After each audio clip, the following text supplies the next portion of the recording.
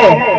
लेकिन शून्य आकाश में हम मान लें कि किसी पेड़ को ना पात्र का, ना जल का, ना मिट्टी का आधार कुछ भी ना दिया जाए, आकाश में वृक्ष हरा भरा रह जाए, ये नहीं हो सकता है। लेकिन ये असंभव संभव हो सकता है कि शून्य आकाश में कोई वृक्ष हरा भरा रहते उसमें फल फूल आ जाए, ये कोई बड़ी बात नहीं, असंभव संभव हो सकता है। लेकिन जीव न लह सुख हरि प्रतिकूला, जीव भगवान से विमुख होकर के कभी सुख शांति का अनुभव नहीं कर सकता है। कि कमठ पीठे बरु जामहि बारा और बंध्यासुत बरु काहुहि मारा। कमठ माने कछुआ, कच्छप के शरीर पे उसके ऊपर बाल निकल आए, निकल सकते हैं? नहीं निकल सकते हैं। कछुए का जो ऊपर का उसका घेरा होता है, जो मान लो उसकी बॉडी ऐसी होती है, इतनी कठोर होती है कि डंडा मारो पत्थर मारो लेकिन उसके अंगों में कोई चोट नहीं आती, इतनी चिकनी एकदम घुटी हुई होती है। उस कठोर उसके पीठ पर बाल निकल आए, कभी नहीं निकल सकते हैं। लेकिन मान लो कि निकल आए, ये असंभव संभव हो सकता है। बांझ उसे कहा जाता है जिसके कोई संतान ना हो, लेकिन बांझ बच्चे को जन्म दे दे कोई बड़ी बात नहीं है। और उसकी संतान ने किसी को मार दिया, किसी का वध कर दिया, ये असंभव संभव हो सकता है। और अंधकार बरु रवि नसावे और राम विमुख ना को सुख पावे। अंधकार सूर्य को मिटा सकता है, ये असंभव है। जहां अगर सूर्य पहुंच जाए वहां कभी अंधकार नहीं रह सकता है। एक बार अंधकार रोता रोता ब्रह्मा जी की शरण में गया, कहने लगा पितामह ये सूर्य देवता हमें बड़ा परेशान करता है। ब्रह्मा जी ने कहा क्या हुआ? कहने लगा मैं जहां जाता हूँ ये पीछे से पहुंच जाता है, आप इसको डांट दो कि हमारा पीछा मत किया करें। ब्रह्मा जी ने कहा अच्छा तुम यहीं रुको, बुलाता हूं मैं सूर्य को, आमने सामने तुम्हारा पंचायत करा देता हूं। अब ऐसा हो नहीं सकता है कि जहां प्रकाश जाए अंधकार रह जाए। किसी गुफा में करोड़ वर्ष से प्रकाश ना गया हो, अंधकार अपना डेरा डाल रखा हो, लेकिन जैसे आप एक माचिस की तीली जलाइए सिर्फ अंधकार तुरंत भाग जाएगा। तो क्या कभी अंधकार सूर्य का नाश कर सकता है? नहीं कर सकता, यह असंभव है। लेकिन संभव हो सकता है कि अंधकार बरु रवि नसावे, अंधकार सूर्य का नाश कर सकता है, यह संभव हो सकता है। लेकिन राम विमुख न कोई सुख पावे, भगवान से दूर रह करके कोई सुख शांति का अनुभव नहीं कर सकता है। कि बार मथे व्रत हो बरु और सिकता ते बरु और बिनु हरि भजन न भव करहि, यह सिद्धांत अपेर। पानी को किसी बर्तन में डाल के आप कितना भी मंथन कीजिए लेकिन उसमें मक्खन निकलने वाला नहीं है, चाहे पूरा जिंदगी गुजार दो करते करते। लेकिन पानी में घी निकल सकता है, संभव हो सकता है। बालू को किसी कोल्हू में डाल करके कितना भी पेरिए उसमें तेल नहीं निकलेगा, लेकिन बालू में तेल निकल सकता है। बारी मथे घट होए बरु सिकता ते बरु तेल, बिनु हरि भजन न भव तरहि, यह सिद्धांत अपे।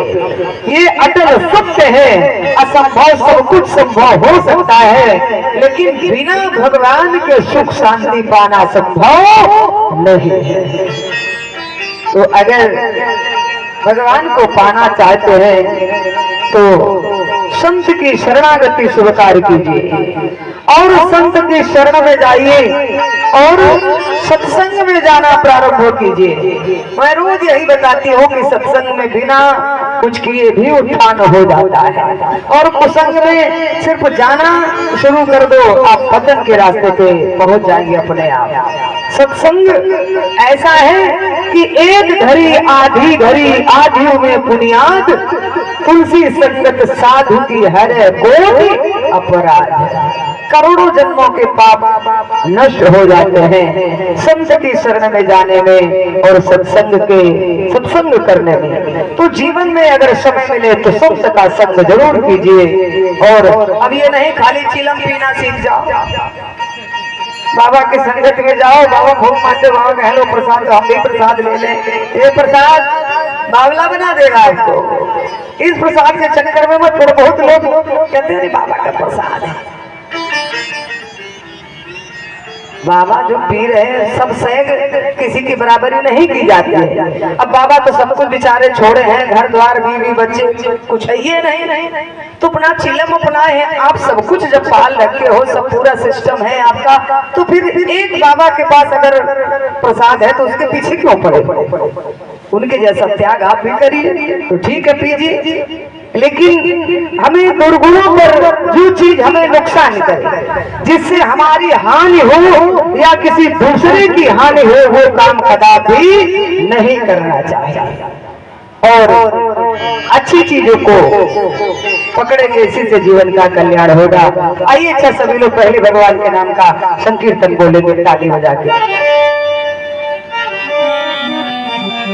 बोले श्री रामचंद्र भगवान की। जानते हो ये मानव जीवन इतना कीमती है, कहा गया है कि दुर्लभो मानुष देही नाम क्षणभंगुरा। ये मानव जीवन बड़ा दुर्लभ है और ये शरीर नाशवान है। अगर संतों का संग कर लिया जीवन में,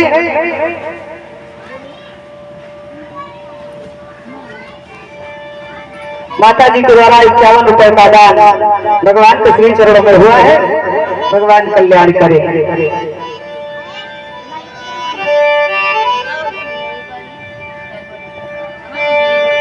अगर संत हमारे द्वार पे आ जाए।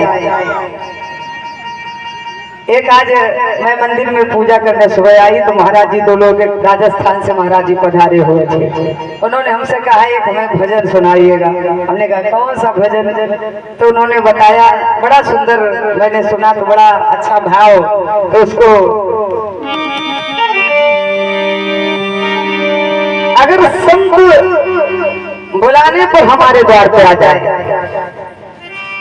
संत की सेवा का ऐसा भाव होता है।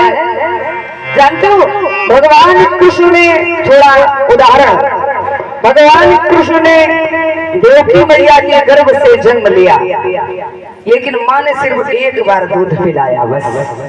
और भगवान माता देवकी को छोड़ करके वृंदावन में यशोदा के यहाँ पहुंचे और यशोदा का स्तनपान करके भगवान बड़े हुए। 11 वर्ष 52 दिन भगवान ने वृंदावन में बिताए थे। लेकिन यशोदा अगले जन्म में कौन थी जानती हो? यशोदा अगले जन्म में दोनों भगवान के बड़े भक्त थे, पति पत्नी। इनका रोज का नियम था 101 संतों को भोजन कराना, इनका रोज का नियम था। और काफी वैश्य परिवार से थे, काफी धन था। रोज संतों को 101 संतों को भोजन कराना, दक्षिणा देना, बड़ा सम्मान करना, इस भाव से संतों का पूजन करते थे कि मानो हमारे घर में भगवान का आगमन हुआ है। इस भाव से पूजन करते थे। एक दिन जब, जानते हो आमदनी कुछ घर में धंधा कुछ था नहीं, जो धन था सारा दिन भगवान की भजन करना, भक्ति करना, संतों को भोजन कराना, आतिथ्य सत्कार करना। नाम बताओगी माता जी? माता जी के द्वारा वस्त्र दान और साथ में 101 रुपए का दान हुआ है। भगवान कल्याण करे और सदैव ध्यान से